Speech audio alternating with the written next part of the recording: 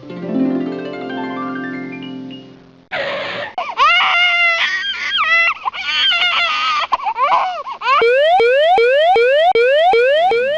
evening and welcome to Tucker Carlson Tonight. Amid the flurry of sexual assault allegations, there's one important one you may have missed today. A woman named Courtney Morse told the Washington Post that Congressman John Conyers of Michigan once propositioned her for sex while driving her home in 2001.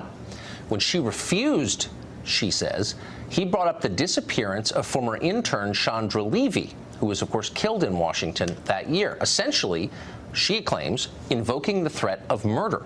At that point, Morse says she got out of the car and ran away. We should point out that she was only 20 at the time and an intern in Conyers' office. Conyers, of course, the longest-serving member of Congress. He announced his resignation this week. In a minute, we've got some news about members of the Conyers family. But first, Melanie Sloan is one of a half dozen women who have accused the congressman of harassment, and she joins us tonight. Melanie, thanks for coming on. It's nice to be here. So you are one of the reasons that this story has come to light. Tell us how it happened.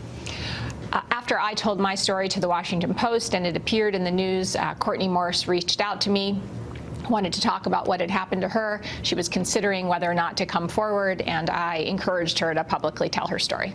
So one of the reasons that I want to talk about this tonight, there are a lot of allegations flying around Congress and the rest of the country for that matter, and some of them seem true, some of them you don't really know.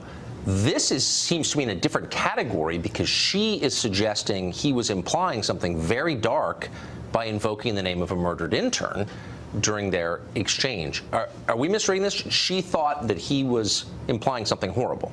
She certainly thought it was possible. She was clearly very nervous by it and scared by the entire experience. So if here you have a member of Congress, one of the most famous, now literally the longest serving, capable, she says, of implying murder, it's hard to believe that nobody knew that he was a lunatic, if this is true. That's lunatic behavior. And nobody suspected it? I don't understand how that could be. Well, look, I wasn't there, so I don't know what happened. I do know that I've talked to Courtney, and I believe her when she tells me what happened and that she was quite terrified by it. She told other people at the time about the incident. So the statement speaks for itself. Conyers is a mercurial person, and I think often has said things that he doesn't necessarily mean. I doubt he was really threatening to kill her. That seems extremely unlikely. But clearly she was frightened, and for good reason. Yeah, I mean, I guess that's kind of the point. This is different from, you know, many of the allegations that we're hearing are of a familiar kind. People who are insensitive, boorish, predatory. They're awful, but they're kind of recognizable in the kind of scope of human behavior. But to say to a 20-year-old intern, to invoke a dead intern to an intern you're hitting on, suggests you're a psychopath. Well, I don't think Congressman Conyers is a psychopath. I can't explain his statements. You know, again, I wasn't there, and this was a long time after I worked for him. So I will say that he is unusual in how he talks a lot of times, and sometimes there seem to be inconsistencies in things he'll say. So it's hard to envision exactly what happened there. So you work for him, though. You consider him capable of this? I don't consider him remotely capable of killing anybody. No, of saying this. No, I don't. I really don't know. I never heard him say anything remotely like this. So but I certainly am not challenging Courtney's experience or what she heard. I don't know. Okay. It just seems like a big deal if he said something like this. A very big deal. Melanie Sloan, thank you. Thanks. I appreciate it. Staffers from Conyers' office say that for years there have been moments when it seemed like he had no idea where he was and who was around him. Sounds like a lot of fun. Meanwhile, Congressman Conyers has said that his preferred replacement would be his 27-year-old son, John Conyers III. He's got a lot of experience so far as a rap artist. You may be familiar with his song, My N-Words Turn Grams into Grands. He was also arrested earlier this year for stabbing his girlfriend, though the charges were later dropped. In addition to his career as a musician, he is a writer for the Huffington Post, needless to say. He's also a partner at some kind of hedge fund in Detroit and a multidiscipline consultant, in case you need more evidence that the financial economy, in some cases, is ridiculous. Mark Stein joins us tonight. Mark, so there's basically the headline here is a hedge fund manager is running for Congress in Detroit. How should we take this news? Well, actually, the headline is there's a hedge fund in Detroit. That in itself is quite a staggering concept. I'd rather have a real-life House of Lords than a hereditary people's house.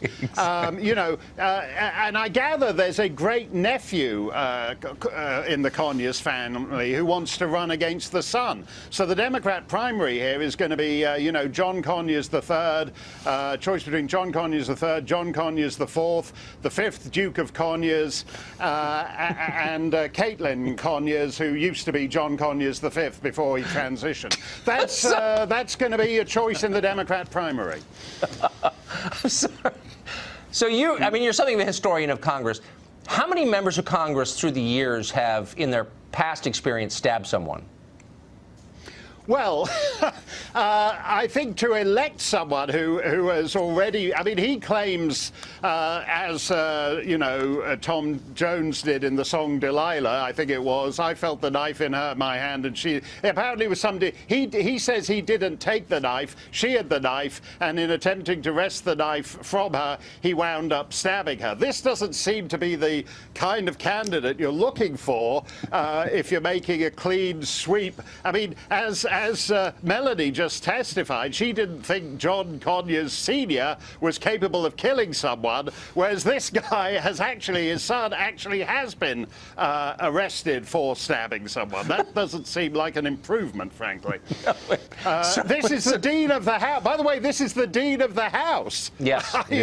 This isn't just some obscure creature. I have to say, you know, Melanie has said that he called her into the office in his underpants, and his communications director said, "Oh, we all saw him in his underpants because he changed in his office." This guy has an office job. He doesn't have to put on doublet and hose and go on stage and do Hamlet. He doesn't have to climb into a tuxedo and walk out and sing "Can You Feel the Love Tonight?" Why is he taking his pants on and off in his office all day? These are very strange people. Some of the many mysteries surrounding the Conyers officer. We're going to be certain to return to this topic with you, Mark, because you're an expert on this. Thank you very much. Thanks a lot, Tucker. Thank you.